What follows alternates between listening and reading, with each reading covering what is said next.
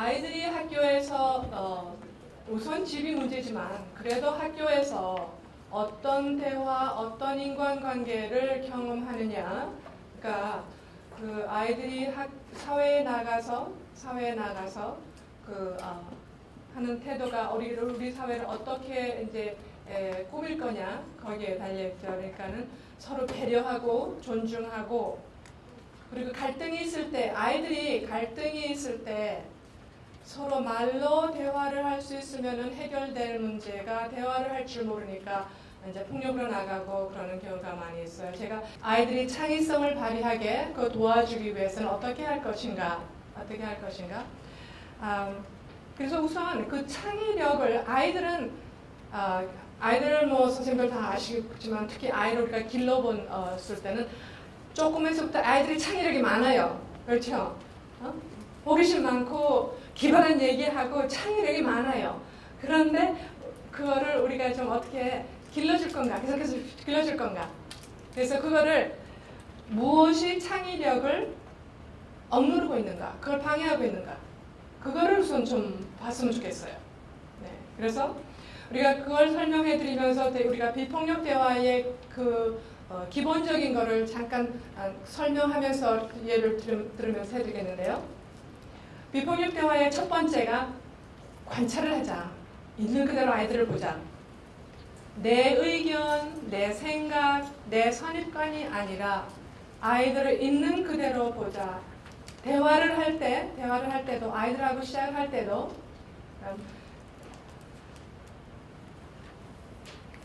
평가는 이런 거예요. 내 생각, 내 의견이에요. 그러니까 너는 형편없는 학생이야. 너 왜 거짓말했어? 너는 왜 그렇게 게을러? 넌 품행이 나빠. 너는 집에서 그렇게밖에 못 배웠냐? 이런 말을 들으면 아이들이 굉장히 힘들어요. 왜냐하면 이게 평가거든요. 그래서 그거를 근데 선생님도 속상해요. 속상하고 자기 마음을 표현해야 되는데 이제 그렇게 하시면 아이들이 조금 불편하니까 관찰을 좀 해보시면 어떨까? 그러니까 너는 형편없는 학생이야 보다는 지난 일주일 동안 네가 3번 지각을 하고 숙제를 2번 해오지 않았을 때 조금 더 있는 그대로 그리고 너 왜 거짓말했어? 라기보다는 있는 그대로는 어떻게 되는가 하면 선생님은 이렇게 이해하고 있는데 네가 이렇게 말할 때는 선생님이 좀 혼란스러워. 예요? 네. 그래서 우선 나쁘다보다는 네가 뭔가 잘못하고 나쁘다기보다는 있는 그대로 우선 말을 해주시는 게 이제 처음 시작이에요. 시작. 학생들한테 우리가 이렇게 가르치다가 이제 감사하는 그 단원이 오면은 아이들이 선생님한테 대해서 감사 표현하는 게 참 감동적이에요. 아이들이 그런 걸 표시할 그런 기회도 없었고 하는 방법도 모르고 그래서 가르쳐 주면은 참 감동적인데 그 사람이 이제 자기가 그러니까는 10살 때 선생님에 대해서 감사 말을 하면서 그때 눈물을 흘리면서 말을 하더라고요. 그런데 왜냐면 자기는 이제 천천히 배워서 다른 애들만큼 빨리 배우질 못하기 때문에 자꾸 뒤지기 때문에 10살이 됐는데도 학교를 2-3번을 옮겨야 했대요. 그래서 이제 새로운 학교에 갔는데 첫날인데 이제 이렇게 앉아 있는데 선생님이 이제 이렇게 하고서는 수학 문제를 다 내놓아주고 이제 풀어라 그러면서 이제 다 풀고 있는데 얘는 제일 앞에 앉았었대요. 이제 선생님. 근데 아이들이 다 이렇게 하고 있는데 이제 선생님은 이렇게 얘는 그러니까 지난 3년 동안 너는 공부 못해, 너는 뒤처져, 느려. 그러면서 그런 말을 듣고 자란 애거든요. 그래서 마음이 움츠려져 있는 애예요. 그래서 이제 선생님이 이렇게 다니면서 이렇게 줄줄이 다니면서 이렇게 보시는 거예요. 보시면서 이제 디키는 앞에 앉아 있는데 선생님이 뒤에서 천천히 오시는 거예요. 그러니까 얘가 마음이 어떻겠어요? 조마조마하고 초조하고 이제 겁나고 막 그러는데 선생님이 이렇게 오셔갖고는 이렇게 보시더니 5 더하기 7을 얘가 13으로 써놓은 거예요. 그러니까 선생님이 이렇게 보시더니 What a wonderful mistake 그러시는 거예요. 야 이건 참 정말 훌륭한 차오다. 틀린 답이다. 그 말을 듣는 순간 이 자기가 자기 본을 생각이 달라졌고 그 말이 평생 자기한테 얼마나 힘이 됐는지 그런 말씀을 했는데 그 선생님이 그거를 왜 wonderful mistake라고 왜 하셨는가 하면은 네가 어떤 도움이 필요한지 내가 알게 돼서 참 얼마나 다행이냐. 그리고 또 한 가지 우리 아이들의 창의력을 길러주는 방법 중에 하나는 우리가 창의력을 지금 이렇게 억누르는 이유 중에 하나는 정답이 하나 딱 있는데 너네가 그거를 찾을 때까지는 너네가 다 틀린 거야. 그러니까는 이렇게 아이들이 겁을 내요. 정답이 아니면은 야단을 맞으니까. 그래서 이 선생님은 뭐라 했냐면은 나는 11을 라는 답이 나왔는데 너는 어떻게 13이 나왔는지 선생님이 알고 싶어요. 선생님이 궁금해. 네가 어떻게 이 결과에 다다랐는지 선생님이 알고 싶거든.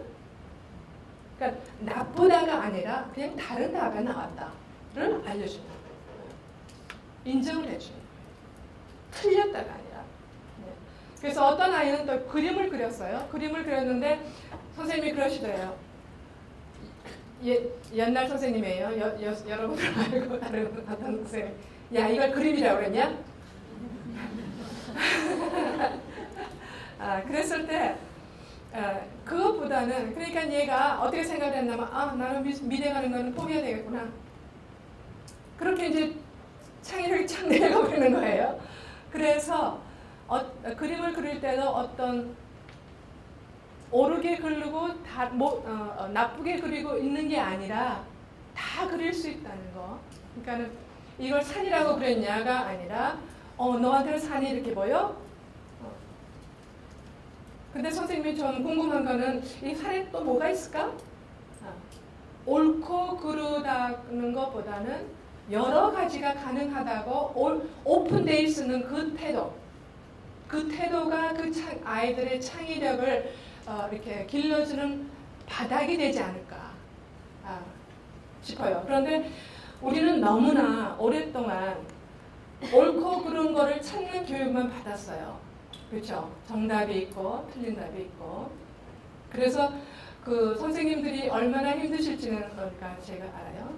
그리고 그 다음에 이제 우리 비폭력대화에서 또 이제 비폭력대화에서는 말을 할 때나 들을 때나 네 가지 정보, 네 가지 인포메이션을 주고받아요. 근데 그래서 사실 간단해요. 그래서 교사님들이 많이 배우시는데 좀 좋아하시는 것 같아요. 우선 쉬우니까, 우선 쉽게 배워서 직접 이렇게 적용할 수 있으니까. 관찰이 첫 번이고, 그 다음에 이제 느낌이 있고, 욕구가 있고, 니드가 있고, 이제 부탁이 있는데, 마지막 부탁이 있는데요. 근데 우리는 부탁을 하기보다는 웃사람들이 하는 명령이나 강요를 듣고 자랐어요. 명령이나 강요. 그런데 그렇게 이제 명령이나 강요를 들으면은 우리가 대응할 수 있는 방법이 두 가지밖에 없어요. 복종하거나 그냥 순종하면서 그냥 복종하거나 반항하기. 둘 중에 하나인데 둘 다 힘들어요. 학생들도 힘들고 선생님도 힘들고. 그래서 이제 비폭력대화에서는 다른 방법을 제시하는데 그 중에 부탁을 할 때 우리가 비폭력대화에서 말하는 건 뭔가 하면은 부탁과 강요의 차이점. 부탁과 강요의 차이점이 뭔가 하면은 제가 어떤 부탁을 해볼 테니까 이게 부탁인지 강요인지 한번 생각해 보세요. 여러분 오늘 제가 2시 40분까지 하기로 돼 있는데 우리 2시 30분까지 끝내고 좀 개인적인 질문 답하는 시간을 가져도 괜찮을까요? 이게 부탁이에요, 강요예요? 네? 몰라요, 아직은. 여러분들이 괜찮아요, 그렇게 해요, 그러면 괜찮은데 여러분들이 no 했을 때 아니요, 안 돼요, 싫어요, 이런 시간 없어요, 딴 거 해야 돼요, 이런 거절을 했을 때, 내가 그걸 어떻게 받아들였느냐에 따라서 그게 부탁이었는지 강연지가 분명해져요. 그러니까 만일에 선생님들이 안 돼요 그랬을 때 제가 지금 아침에 3시간을 타고 기차를 타고 와서 비가 이렇게 오는데 와서 그랬으면 선생님들도 그 정도는 좀 성의를 보셔야 되는 거 아니에요?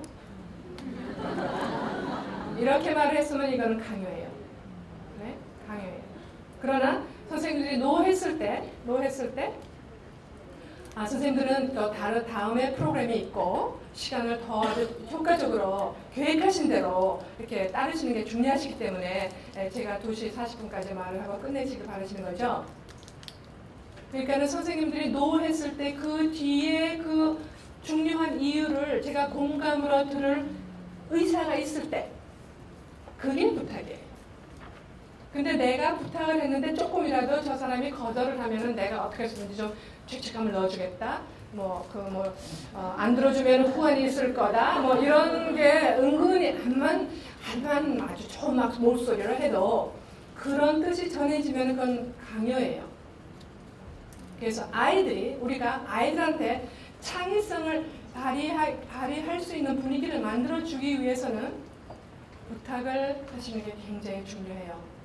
아이들이 강요를 너무 받으면서 자라기 때문에 스스로 생각하는 것을 거의 포기했어요. 그래서 여러분들이 아이들한테 무슨 부탁을 할 때 내가 쟤네들이 노를 해도 내가 그거를 예스처럼 받아줄 내가 자세가 돼 있나? 그리고 아이들이 싫어요 했을 때 그 싫어요 뒤에 이 아이의 마음을 내가 읽어줄 용의가 있는가? 그 다음에 그렇다고 해서 선생님들이 내가 부탁을 했는데 아이들이 노 했다고 해서 선생님이 자기 거를 절대로 포기하시는 건 아닙니다. 이거를 좀 오해하시는데, 그러니까 선생님이 원하는 게 있어요. 중요한 게 있어요. 학생들이 원하는 게 있어요. 그런데 이게 좀 안 맞아서 선생님이 부탁을 했는데 얘네들이 no 했을 때 선생님이 그래 너는 이런 게 중요한 거야 알아주시고, 근데 선생님 나는 이런 게 중요하거든. 그럼 어떻게 하면 좋을까? 우리가 둘 다 이거를 우리가 하기 위해서 둘 다의 니들을 충족하기 위해서 우리가 어떻게 할 수 있을까? 여기서 중요한 거는 애들한테 물어보는 거예요. 그러니까 선생님께서 다 대답이 있어야 된다고 생각하실 필요가 없어요. 애들한테 물어보세요. 근데 선생님은 오늘 너네들 이거 가르치려고 준비했거든. 근데 이거를 나는 너네들한테 전하는 게 굉장히 중요해. 근데 너네는 이렇게 하는 거지. 그럼 어떻게 하면 좋을까? 애들한테 물어보세요. 그게 창의력을 길러주는 순간입니다. 그러니까 아이들한테 이렇게 하면 틀린 거고 이렇게 해야 돼 그게 아니라 장소를 오픈해 주는 거예요. 그래, 너네들은 어떻게 생각해? 어떤 아이디어 있어? 선생님들 아시죠? 아이들이 얼마나 기발한지. 아이들이 안전하다고 느낄 때, 벌을 받지 않고 안전하다고 느낄 때 아이들의 창조력이 좀 나오기 시작하죠. 제일 중요한 게 이거예요. 내가 말을 했을 때 벌을 안 받겠구나. 그거를 아이들이 믿을 수가 있어야 돼요. 그런데 처음에 선생님들이 이제 부탁을 하고 이제 들어주려고 그러는데 아이들은 강요만 받고 살았기 때문에 선생님이 이렇게 태도를 바꿔도 안 믿어줘요. 그래도 이제 선생님이 이제 인내심을 갖고 그래도 이제 한 두세 번 같이 계속 하면은 그 다음에는 연역습이 선생님을 테스트를 하기 시작해요. 진짜인가? 그 시기가 너무너무 힘들어요. 비포유태어를 배우시고 가서 적용을 하시려고 할 때 그 시기가 너무 힘들어요. 눈물이 날 정도로 힘들어요. 속상해요. 정말 나는 내가 아이들을 가르치는데 아이들이 배우는데 기여하고 싶은 내가 처음에 교사가 됐을 때 그 초심, 그 열정을 나는 계속해서 간직하고 싶고, 그런데 이 녀석들이 자꾸 테스트를 해요. 이 선생님이 우리를 이렇게 존중하는 식으로 한다고 하시는 것 같은데 이게 진짠가? 그래서 교사님들이 혼자서는 못해요. 그래서 저기 광주에도 그 비공유대화를 배우시고 학교에서 이렇게 적용하시는 교사님들이 연습 모임이 5, 6곳이 있어요. 그러니까 일주일에 한 번씩 모이셔갖고 내가 이런 일이 있었는데 내가 오늘 학교에서 애한테 소리를 질렀는데 내가 뭐 비폭력대화 뭐 그런 거 다 잊어버리고 했는데 내가 너무 지금 마음이 아프다. 난 속상하고 나도 그것을 와서 그런 걸 다 의논하시고 공감을 받으시고 위로를 받으시고 그리고 다음에 그런 일이 있을 때 내가 어떻게 할 수 있는지 연습도 하시고 지원이 필요하셔요. 절대로 지원이 필요하십니다. 그래서 팀이 필요하셔요. 팀이.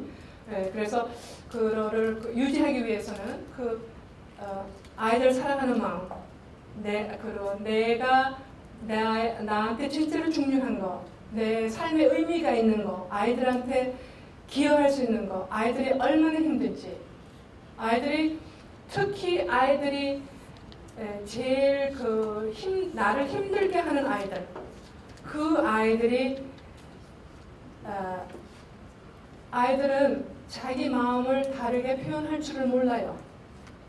그 아이들은 그 뒤에 우리가 비폭력 대화에서 이제 말을 하기도 하고 듣기도 하는 걸 배워야 되는데요. 그런 행동 뒤에 그 아이의 느낌과 욕구와 부탁을 들을 수가 있어야 돼요. 그러니까는 아이들이 정말 내가 힘든 식으로 애들이 말을 하고 행동할 때 자기를 봐달라고, 있는 그대로 봐달라고, 이해해달라고, 공감해달라고 아이들이 절규하는 거예요. 그 뒤에 마음을 읽을 수 있는 거를 우리가 공부를 해요. 비폭력 대화에서. 그래서 지각하는 아이들, 일주일에 2, 3번 지각해요. 안 한다고 또 해요. 담배 피는 애들, 이런 애들 비폭력 대화에서는 우선 좀 힘들지만 선생님이 우선 자기 마음을 다스려요. 저 꼴을 보니 내가 얼마나 화가 나고 정말 내가 이거 몇 년을 해야 돼. 나 지금 대학교 몇 년 남았는데 내가 견딜 수 있을까? 뭐 별 생각이 다 들어요. 두 생각을 해요. 둘 중에 하나 있어요. 선생님들이 내가 정말 선생 자격이 있나? 제대로 내가 못해서 그런가? 쟤네들이 내가 뭘 잘못해서 쟤네들이 나를 이렇게 봐. 이렇게 하실 거예요. 그러시는 분들 있으신 것 같아요. 아니면은 화가 나요. 가족교육이 안 됐어. 기본이 안 됐어. 어떻게 집에서 배워먹을래 저렇게 우울했다가 화났다, 우울했다가 화났다 그러시죠. 그래서 그거를 우선 뛰어넘을 수 있는 우리가 그 프로세스를 좀 도와드려요.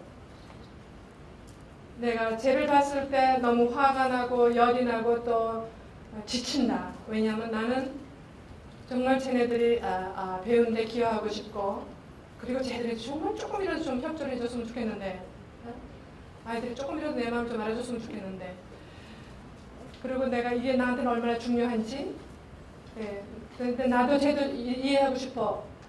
그런 자기 마음을 얼른 좀 정리를 하셔야 돼요. 자기 공감하는 그 프로세스로.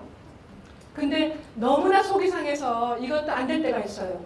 그러면 얼른 다른 분한테서 공감을 받으셔야 돼요. 그 다음에 이제 공감을 이렇게 받으시면은 내 마음이 좀 편안해져요. 편안해지면은 그 다음에 그 아이는 저렇게 행동을 할 때 느낌이 뭘까? 마음이 어떨까? 쟤는 지금 진짜 뭐가 필요할까? 이해가 필요한가? 무슨 지원이 필요한가? 뭔가 누구 같아서 공감이 필요한가? 그런 마음이 생길 때까지. 네. 학교 폭력이 있을 때 어떤 선생님들이 참 입장이 난처하실 때가 많아요.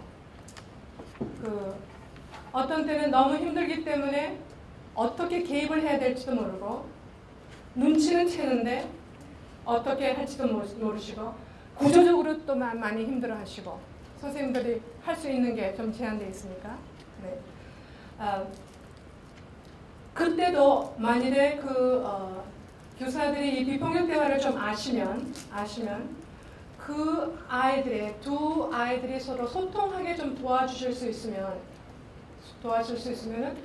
그 차원에서 학교 차원에서 많이 끝낼 수가 있어요.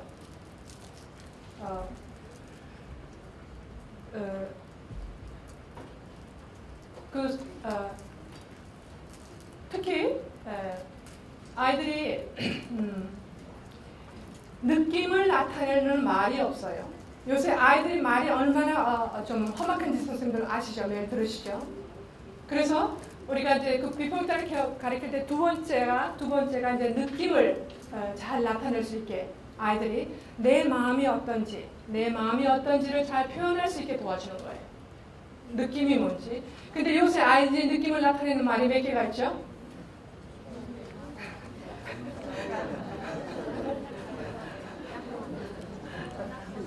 그렇죠? 네. 몇 개가 있는데 제가 몇 개 들었는데 잊어버렸어요.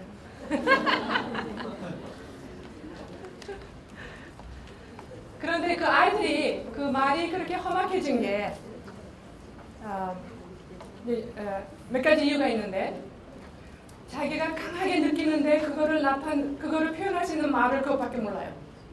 그래서 아이들한테 우리나라에 참 근사한 느낌 나타내는 말이 얼마든지 있거든요. 참 근사한 말들이.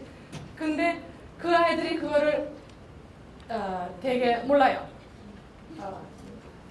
근데 학교에서 배운 그 국어책에는 있을지 몰라요. 그래도 그것보다는 아이들과 시간을 많이 보내는 어른들이 이 말을 써야 해요. 그러니까 아이들이 느낀 말을 모르는 이유 중에 하나가 듣지를 못하고 살거든요. 네. 그러니까 그 아이들과 시간을 많이 보내는 우선 그 느낀 말을 좋은 훌륭한 아름다운 우리나라의 그 느낀 말들을 좀 쓰시는 게 굉장히 중요해요. 선생님들이 한두 번 말하면은 아이들이 한두 번 듣고 나면은 아이들이 쓸 수가 있어요. 듣는 거하고 뇌하고는 이렇게 굉장히 연결이 잘 돼 있어가지고 아이들이 어떤 말을 들으면은 그것과 연결되어 있는 뇌의 그 부분이 활성화가 돼요. 우리가 컴퓨터에서 딱 뭐 하나 찍으면은 그 프로그램이 작동이 되듯이. 그래서 선생님들께서도 그 아이들이 창의력을 발휘하는데 도움이 제일 되는 방법은 선생님들께서 조금 더 느낀 말을 좀 더 풍부하게 쓰시면은 인성교육은 거의 반응됩니다. 아이들이 선생님이 하시는 말씀을 한 두세 번만 들으면 애들이 따라해요. 네. 그건 어떻게 생각하세요? 그렇죠. 네. 그래서 선생님들께서 정말 하시는 일이 너무 많은데 이미 많은데 또 이거 하세요, 저거 하세요. 그러면서 좀 말씀 드리기가 굉장히 조심스러워요. 지금 다 얼마나 벌써 일이 많고 이제 그러신데.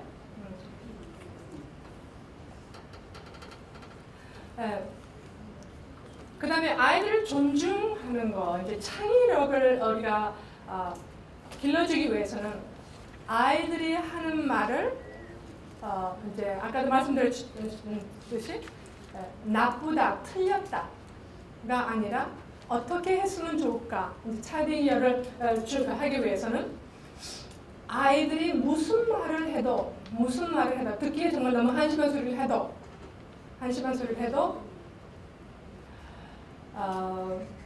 그거를 너는 그렇게 생각해? 너는 그렇게 봤어? 너는 그런 생각이 들었어? 그러니까 나쁘다 아니라 틀렸다 보다 어떤 때는 선생님한테 막 대들고 선생님이 듣기 힘든 말을 하죠. 그럴 때도 나쁘다가 아니라 넌 그렇게 느꼈어? 상당히 힘들죠. 선생님들이 하루 종일 힘들고 짜증나고 피곤한데 지쳤는데 아이들이 선생님한테 대드는 말, 어떤 때는 선생님한테 욕까지 하죠. 네? 그럴 때 선생님들이 참 기가 막혀요. 슬퍼요. 화나요. 그랬을 때 선생님들이 그 아이한테 그래 네가 지금 어떻게 느끼는지 말해줘서 고마워.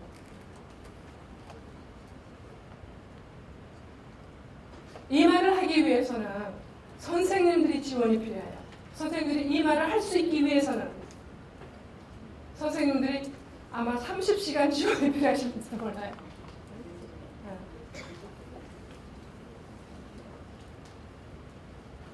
그래서 그 미폭력 대화라는 것이 우리가 세 차원에서 우리가 공부를 하는데요. 첫째, 자기 자신을 공부해요. 우리 자신. 내면의 공부예요. 특히 분노에 대해서. 선생님들이 제일 힘들어하시는 감정이 분노예요.